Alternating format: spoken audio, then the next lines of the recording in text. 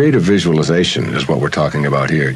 The imagery or the image that you have of anything in your life is really like mental behavior. It's like going out and practicing. If you go out and practice with a basketball, shooting free throws over and over again, that's physical practice.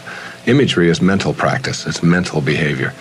When you have an image that you can succeed at something, when you have an image that you can do it rather than that you can't do it, when you get into your car and you have an image that you're going to find a parking place rather than that there'll be no place to park, so you're not looking for no place to park, you will start acting on the image that you have, very much like you will start acting on the practice that you have when you're shooting baskets or when you're hitting a forehand or working on your soup or anything else that you're doing.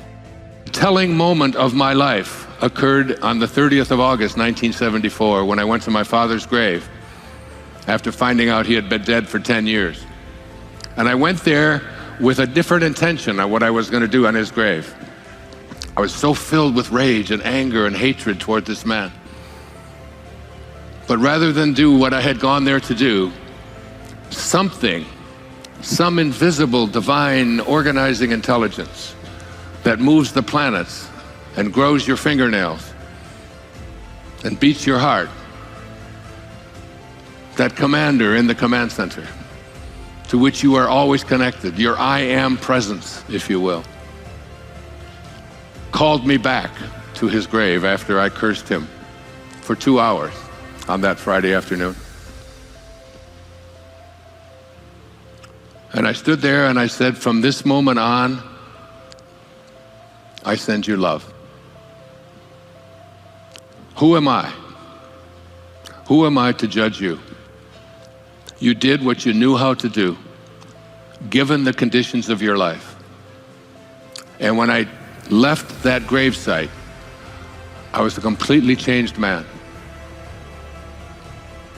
Alcohol hasn't touched my lips since that day. I walked away from it.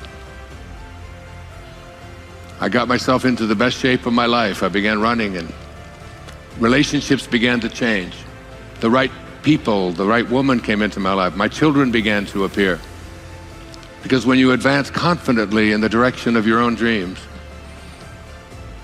and endeavor to live the life which you have imagined, you will meet with a success unexpected in common hours. Everything about my life changed. My writing took on a whole different flavor. Before, I was stuck. I checked into a motel room, the Spindrift Motel in A1A in Fort Lauderdale, Florida, and I wrote a book that today has over 100 million copies in print in 47 languages, called Your Erroneous Zones. It came because the rage was gone. Mark Twain once said that forgiveness is the fragrance that the violet sheds on the heel that has crushed it. That's divine love. My friend Byron Katie says that to believe that you need what you don't have is the definition of insanity. To believe that you need what you don't have, because you're already here, so you've already proven that you don't need it. So to go around believing that I can't be happy, fulfilled, whatever it is, unless I get the stuff that I don't already have, it's a complete and total illusion. It's a thought that isn't even true. There's no truth to it whatsoever. You don't need anything. And when you get that, the irony is you're no longer attached. Your total life is just about living those virtues. How can I serve? How can I be sincere? How can I be gentle? How can I be supportive? And thinking like that. And that's how I think now. And because of that, I'm in meaning. And being in meaning, the times that I was in ambition, is delivering more and more and more and more of what I wanted so much then. And now that I'm not attached to it, it's like I can just be like the cat. I can just go about my business and just let it follow after me wherever I go. So what I say to people who really want to access the transition from ambition to meaning, if they really want to access it, is to get your thoughts off of yourself. I do it on the radio every Monday. I mean, it's like all my questions, all the questions are about why can't I manifest this? Why can't I have that? This isn't working, and so on. And my response back to them all the time, over and over again, is take what it is that you would really like to attract into your life, whatever it is, whether it's wealth, a job, money, a nice watch, a new car, whatever it is, and want it more for somebody else than you want it for yourself. Just want it more. Just think about that and think about how much joy it would give you to be able to put your attention on that. And just keep your thoughts on that. Take your thoughts off of yourself and start living the 4 virtues. Start being sincere, start being supportive, start having this reverence for their life and so on.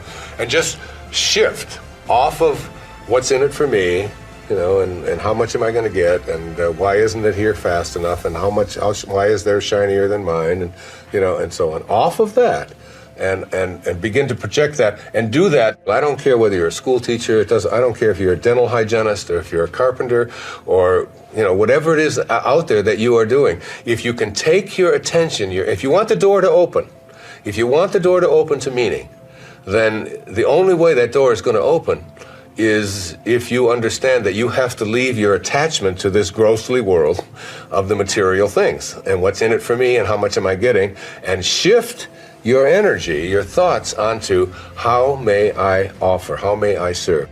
The obscure outlast the obvious. Try to become a little more obscure, a little less interfering, a little less notice me. A little less, one of the specific kinds of things that you can do is just as you're about, when somebody else is talking, just as you're about to interject what you've been thinking about for the whole time, waiting for them to stop talking, just stop, to bite your tongue and say, tell me more.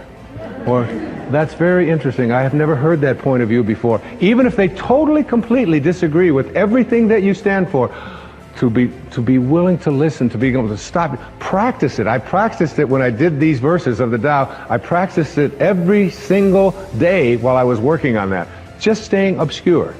And for me, that's not always so easy because of just being recognized wherever I go. And if I saw someone who was about to recognize me, I would just put my head down. I would just walk a little bit past them like something.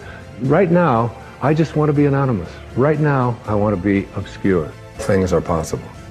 And I always ask an audience, what does that leave out? That all things are possible literally means all things are possible. So whatever it is you'd like to attract into your life, whatever you'd like to accomplish, whatever you'd like to do in your life, if you start from a spiritual place, a place of all things are possible, if I return, and get to that place, and then I begin to visualize it, and I begin to use my imagination, because everything that we see around us, everything in this world, was once imagined. Everything, that camera that is there, the clothes that you're wearing, the chairs that we're sitting on, everything once had to be imagined. If you get that, Einstein's famous observation was that, imagination is more important than knowledge. If you can learn how important your imagination is, and that's where your spirit is, in that place, and then once you go to that place, in what it is you'd like to attract into your life, you're coming from a spiritual place, absolutely nothing is impossible.